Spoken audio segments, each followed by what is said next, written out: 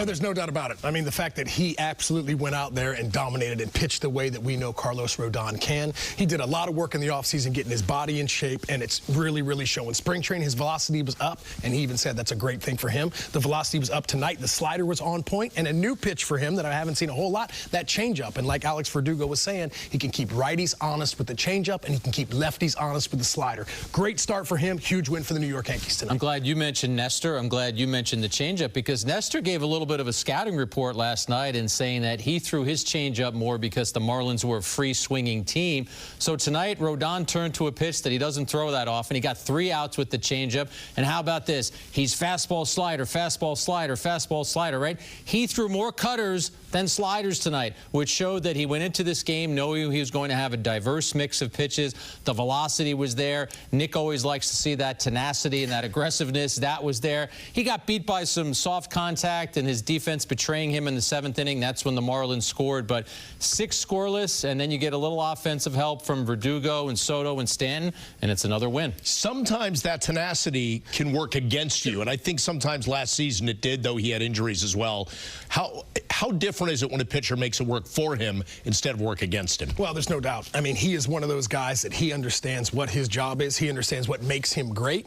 And being able to score runs early for a starting pitcher always makes things better. Scored some early runs for Nestor last night. Yankees scored some early runs for Rodon as well today. Huge win. Love seeing the wins. All right, now let's flip it to the offense, because the Yankees had to score some runs behind Rodon to help get the win. It's our turning point of the game, brought to you by Montefiore Einstein. And Jack, it comes with Alex Verdugo up, 2nd inning, scoreless game. Yeah, it's left on left. Lefties hit under 200 against Puck last year, but that sweeper is in a zone where Verdugo can do some damage. Bob, you commented on this as we were watching. Look at that front back knee. He's going to go all the way down. He knows he got a hold of that one. A really good feeling for Verdugo, who has been putting the ball in play, but not getting the kind of results that he wants. And again, against the lefty, Puck only gave up 3 homers to lefties last year. That swing looked a little like you hitting a sandwich, right? Yeah. Like just going way down and right down there. Kind of reminded me a little bit of Adrian Beltre. I've seen him hit a lot of home runs off that back knee. But I think one good thing, as Verdugo said, his contact point was a little off. But being able to be on that backside, being able to be sturdy enough to drive and stay behind the baseball was exactly what you saw on that swing. Lefty on lefty, you heard only a few home runs off Puck last year, lefty on lefty. I think it's great the Yankees are doing extremely well against left-handed pitching. Have kind of struggled a little bit with that. Now the Yankees are starting to hit the long ball a little bit. And Verdugo, one of those guys we said had to get it going. 3 hits last night, a big homer tonight. Moments ago, Meredith had the chance to talk to him on the field. Alex's team is now on 4 in a row at 10-2. You have the best record in baseball. How have you guys been able to keep it going?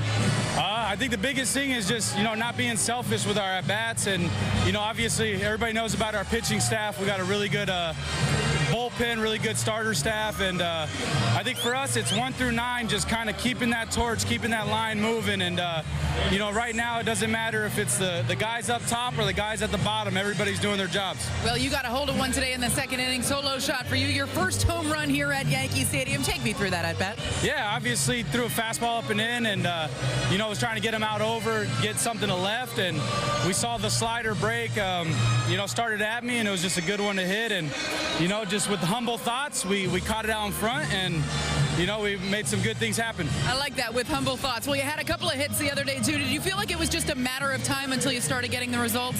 Yeah, for me, I'm always a big contact guy. I put the ball in play a lot, so here and there I was kind of making I had some good at-bats mixed in with some bad at-bats, and I just felt like my contact point was slightly off, and just been grinding in the cage, grinding with my guys and seeing everybody, and, able to make some adjustments and starting to catch some more barrels. You mentioned the pitching. Rodon works into the 7th inning. What stood out to you about the way he was throwing the ball and making his way through that Marlins lineup? The biggest thing to me, man, it looks like he's pitching. You know what I mean? He's throwing that changeup in there. He's got the cutter now with the 4-seam and the slider, so I feel like he's able to keep righties honest with the changeup and keep lefties honest as well. So it's just one of those things. It's good to see somebody kind of, evolve as his career goes, and he's been one of the best in the game for a while, so he's huge for us. Going to keep that on tomorrow, too, with a good night? Absolutely. Alex, thanks for the time. Thank you. Send it back to you. See, if you say it, it manifests, and then Verdugo will have a great game in the 3rd game of the series. Courtesy of Google StatCast, let's take a look at Alex Verdugo's hot zone, and you see that ball, Nick, right in the middle of his hot zone. Oh, there's no doubt. Middle. Hey, that feels good when you see that coming in. You know, and for Verdugo, like he said, he's a contact guy. He puts the ball in play.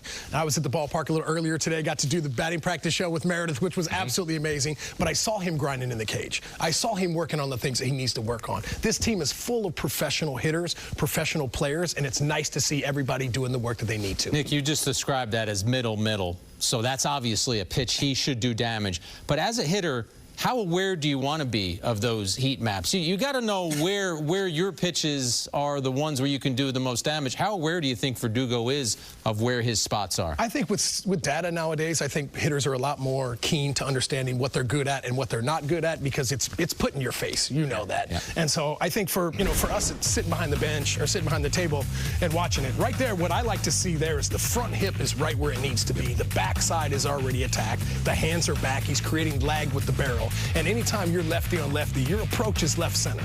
So anytime you see breaking balls, you normally see lefties pulling breaking balls off lefties, and you normally see left-handed hitters on left-handed pitching hitting fastballs the other way. Another thing that Verdugo told Meredith, Jack, that jumped out at me is, I'm a contact guy. I put the ball in play.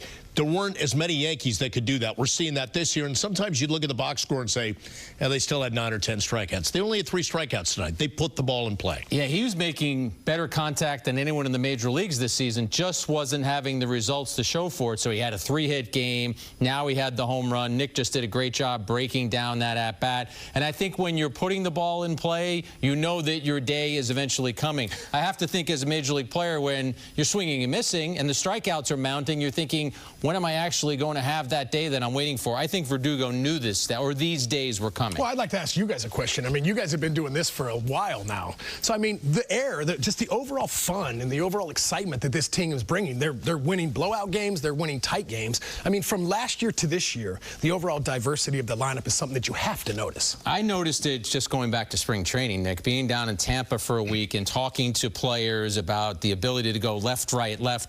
And then we can't emphasize enough Juan Soto. We've talked about it in Bob's office, but a lot of guys deserve a lot of flowers, but he deserves a bouquet. Yes. Because Soto has changed everything about this offense.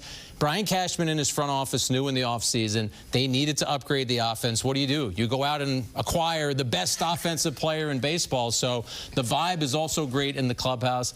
I think that, Bob, it's a night and day kind of situation. Yeah, to me, with the exception of a couple games against Arizona, it's the amount of pitches starting pitchers are throwing. Yeah. By the 3rd inning, you're going, this guy's not long for this game. They're going to be chewing up bullpen, and they've done that. And by the way, the other thing about Verdugo, in talking to Meredith, did you notice he did a great breakdown of Rodon and the secondary really pitches? Like, we don't even need to talk about him, so we're just going to close out the show, everybody.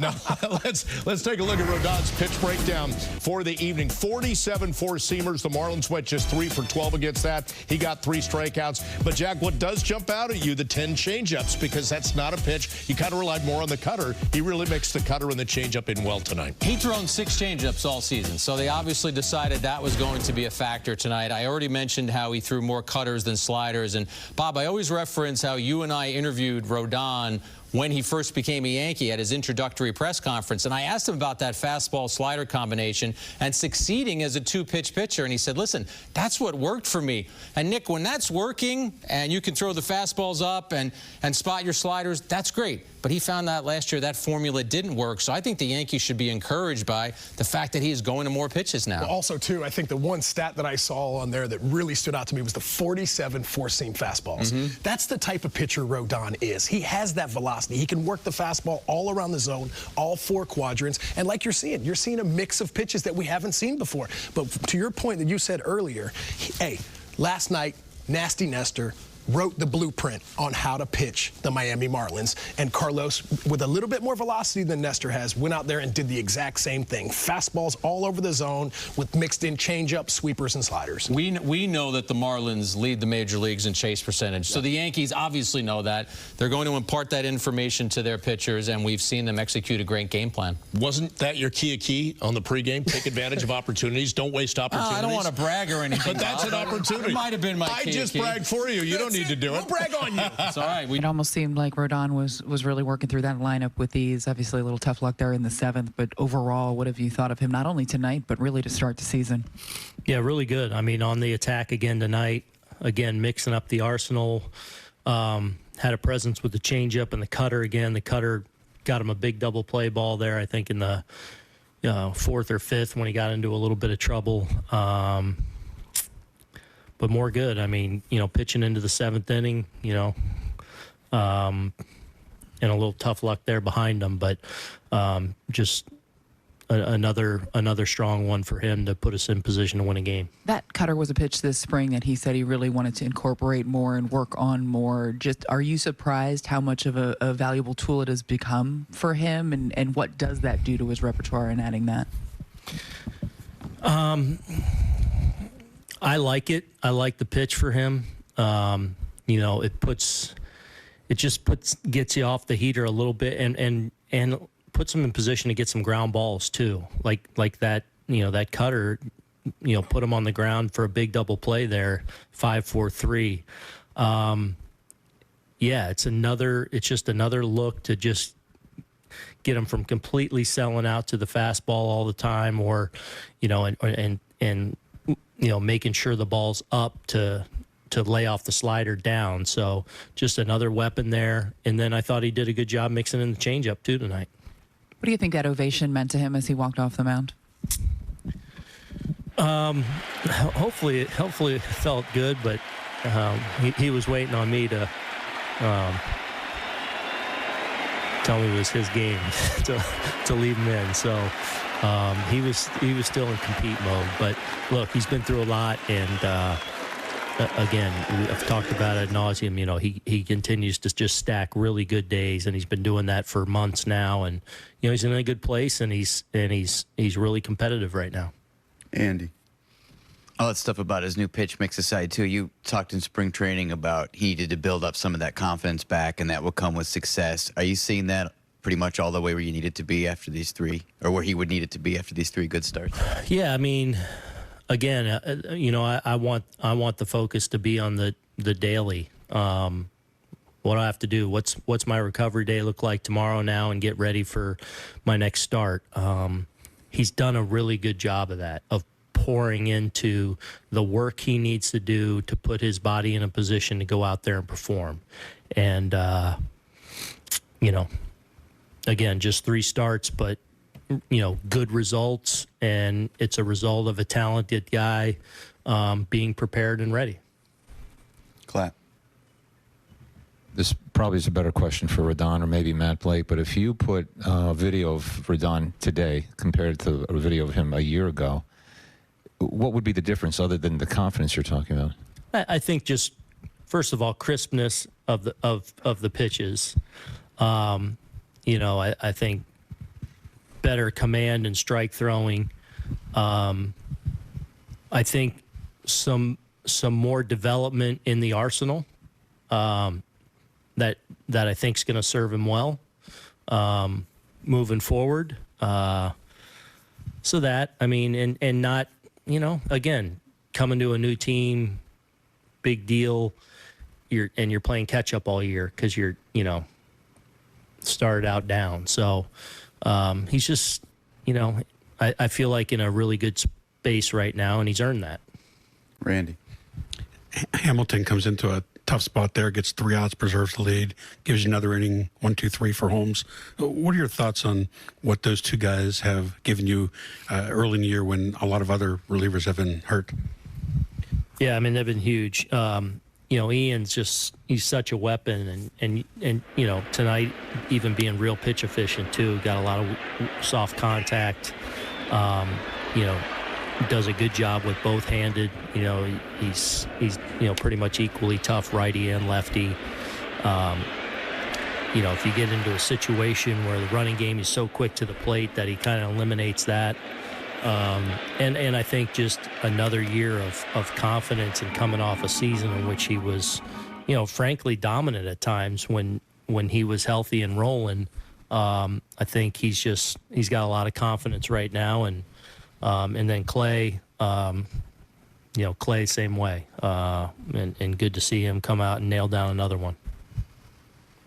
Clap. Just your thoughts overall, Aaron, on your start. You guys have won 4 series in a row now, and you look like you're really rolling. Yeah, you can't take them off the board, and they matter now as much as any time. So I would say it's early. It is, and there's a long way to go, but anytime you can play a stretch of games like this, you sure sign up for that and you take it. But more than anything, wins, losses, whatever, at this point in the season, I'm just pleased with how the group is competing, how they've come together, their purpose, and we got to keep that same focus going. How? Did Rodon give you the ball when he came off? It looked like he took the ball off and walked with it to the dugout. He gave me the new one. They threw one out and just exchanged. So he took the other one. Okay, thank you. Yeah. I'm going to take my ball and just go to my locker, I guess is what it is. He talked a lot about Rodon. I like Bob Clappish's question about if you looked at video from last year and this year, what would be different beyond the confidence? In your opinion, what would that be? Well, it's command. It's going to more pitches. It's having more options to go to. We've talked about how he came into camp in better shape. So I think if you look at side to side, he's probably a pitcher who's in a better spot to succeed this year. And I think once you have a little bit of success, you have that confidence. The velocity has been up. But I really think that adding more options and having more weapons to go to has been a major factor for him. For some pitchers, that's not easy. They're stubborn. They're set in their ways. I'm a two-pitch guy. I can blow guys away. How hard is that, or maybe easy for Rodon, because you know him making that transition to a 3 or 4 pitch pitcher? Sure. I think last year was definitely a shock for him. And like Booney alluded to there for a second, you know, last year he kind of started off behind the 8 ball, and he was really kind of playing catch up the whole rest of the season. I think the one thing that I really noticed in spring training was the first day I saw him, I was like, wow, this guy is in so much better shape than he was last year. And I think the velocity shows that. I think one of the things the Yankees were very excited about was his velocity and the overall upness and how hard he was able to throw early in his starts in spring training. And hopefully that's going to continue to keep going. He's one of those guys that he relies a lot on that 4-seam fastball. You're seeing the fastballs up in the zone, 94, 95, and a little later in the season when it gets a little warmer, you're going to see some 6s and some 7s. And once he gets the foam going out his mouth, you might see some 98s and some 99s. So for myself, as well as the New York Yankees, this is an amazing start, 2 great starts. I feel like we talked a little bit about it. When Garrett Cole went down, what I noticed in that locker room was a cohesiveness between the starting pitchers. If you notice when Rodon was coming off the field that night, as well as Nestor last night, Marcus Stroman was standing at the top step to give those guys love. And there's something to be said for that, man. Marcus is a new guy over here trying to make his name here in the Bronx, and he's doing a great job. They have cohesively unified themselves, and it's great to see. And who gets the ball in the next game? Marcus Stroman. Going for the show, baby. Going for the sweep, and as we said on today's pregame, all respect to the Marlins, but these are games you have to win. Right. And what Boone just said now, I think, is vital. Last year when the Yankees were struggling, there was a voice coming out of the clubhouse very often you would hear, well, we're the Yankees. We're the Yankees, and we're going to straighten this out. How do you know you're going to straighten it out? Well, guys have track records. That didn't work out. So they came into this season, I think, with a different attitude. I think they built the foundation before spring training even started, with so many players flocking to Tampa to get ready. And then I just wanted to amplify what Nick said about Rodon. This is a proud pitcher. This is a guy who signed a $162 million contract, and then by his own admission, it was a failure. I can give you all the stats. He has said that himself. 7 ERA almost, and he was not who the Yankees expected him to be. He wants a redo. He's got the redo this year. I think one more thing I just want to say on the offensive side of things. I think for the New York Yankees last year, what we saw, which wasn't a great year, the Yankees would score early and then just kind of coast the rest of the game. What you're seeing now is a gas pedal approach, a suffocation approach, being able to suffocate that pitcher, give him no room to breathe out there, and it's awesome to see. Guys are wearing down pitchers. I think bringing over Juan Soto has a lot to do with that, but the overall approach from batters 1 through 9 has been awesome to see, because when you roll out a lineup like that, some of those lineups we saw last year, Yankees didn't feel like they had any chance. Now they have a chance each and every day. How important is it for guys in that locker room or the clubhouse to hear that a guy like Oswaldo Cabrera keeps saying, I'm hanging around Juan Soto, like I'm learning from him? And if I was a young guy and I heard that, I'd be like, I should probably go hang out around Juan Soto, too, right? If I was on the team, I'd be hanging around Juan Soto, too. There's no doubt. I was able to talk to Oswaldo Cabrera. I'm glad you brought that up. I was able to talk to him during batting practice today. And the overall excitement that he had for Juan Soto being in that locker room. Listen, Juan's hitting 348 right now, OPS over 900, doing exactly what everybody thought he was going to do. But on top of that, what Juan Soto is doing in the locker room is so much bigger than anything he could do on the field right now. These young players look up to him so much. It's crazy that young players are looking up to a 25-year-old who is a young player in his own right.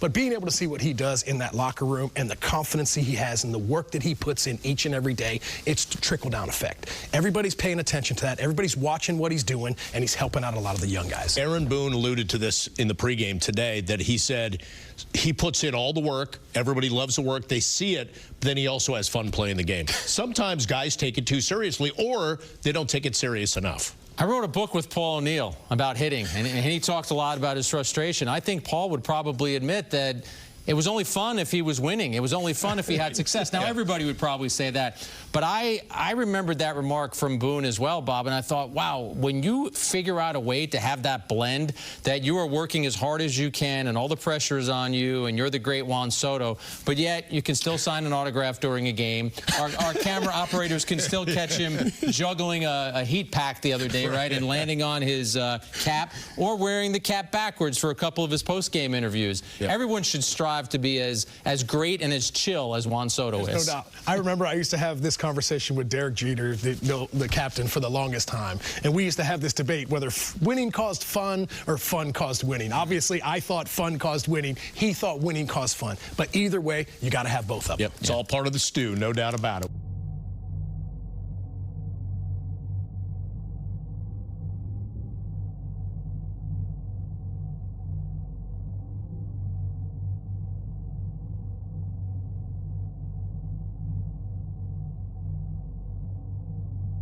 There is a speed bump on the front.